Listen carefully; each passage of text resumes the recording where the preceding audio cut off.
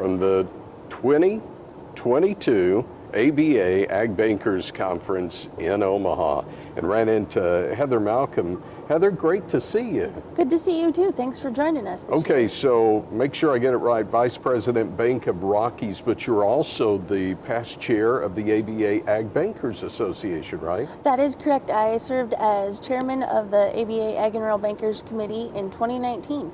So it was a pretty big honor to be able to do that and represent ag bankers from across the countryside.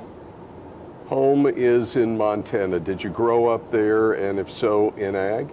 I did. I'm actually a 6th generation Montana cattle rancher. My nieces and nephew are actually the 7th generation. So my roots run pretty deep in ag in Montana.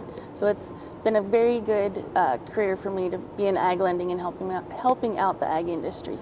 Now, I would imagine I already know the answer to this, but having that background, does that really benefit your customers? It really does, because I can see things from both sides of the desk because I'm still involved in our family operation. I grew up on a ranch, have owned cattle my entire life. So it really does give me a unique perspective of their operations and how to work with them to make their operations successful as a banker. Let's talk about conditions. First off, weather conditions across the region. What are you looking at? So right now our state's kind of split. Last year the entire state was in a drought. This year parts of the state did get some good moisture, but parts of the state did not. They're still in a pretty good drought. So it just depends on which part of the state that you're located in. Where I am down in Livingston, we got some good moisture. Our hay production was up. The pastures held out really well until the end of August when it turned off really hot. But like northern Montana, central Montana, they had a big part of drought again, and then the grasshoppers really got them this year. What about financial conditions? So financial conditions, like across the countryside, input prices were up so much this year that we're, even with the higher calf prices that we're seeing, the net income to our farmers and ranchers is getting squeezed again because of those higher input prices. The gross prices on their calves did not keep up with the amount of increase in the input prices that they saw. We're primarily talking cow-calf production as well. What, obviously, we've attached some of the challenges that those producers have right now, but what are some of the other challenges you see?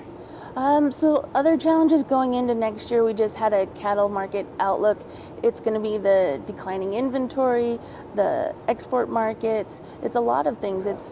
Agriculture is changing and we have to keep up with those changing times. It's not just the old ways of our grandparents, even though they got us here. We still have to keep up with technology and being economists and all sorts of things to have a successful operation. We talk challenges, and we can spend a lot of time talking about things that are really paining us, but what about those things that provide opportunities? In other words, these are the things that help you get up and get going every day. Well, there's always opportunity in everything. Even though the challenges that we have right now with the drought conditions or input prices, there's still opportunities. There's great marketing opportunities. There's learning opportunities to make your operation better. You just have to look for those opportunities. They're not as easy as they used to be. You just have to look a little harder and they're still there. You have the opportunity now to talk to producers, and this could be your producers or maybe producers from other portions of the country. As we go into 2023, do you have some advice for especially the cow-calf producer? So my first advice is always talk to your banker. I know it's a scary thing to go in and visit with your banker, but they really are your ally. They want you to succeed as well. Tell them everything. And I know that's a scary thing for people because finances are so important to people, but tell them everything so that they can be the best advisor that they can be for your operation. So be honest and truthful with them and they will help you the best that they can. So that's my biggest piece of advice, is to have a really good relationship with your ag banker. And if you don't, find an ag banker that you can have that relationship with. It's okay to change. It's your business and you need to treat it as such. So that really brings us full circle back to Omaha and the ABA Ag Bankers Conference.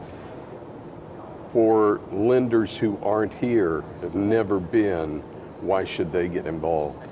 Oh, there's so many good reasons to get involved. The educational opportunities that are here at this conference, the content is so fantastic. It covers a wide variety of topics. But the other thing is you build a network of ag bankers from across the countryside.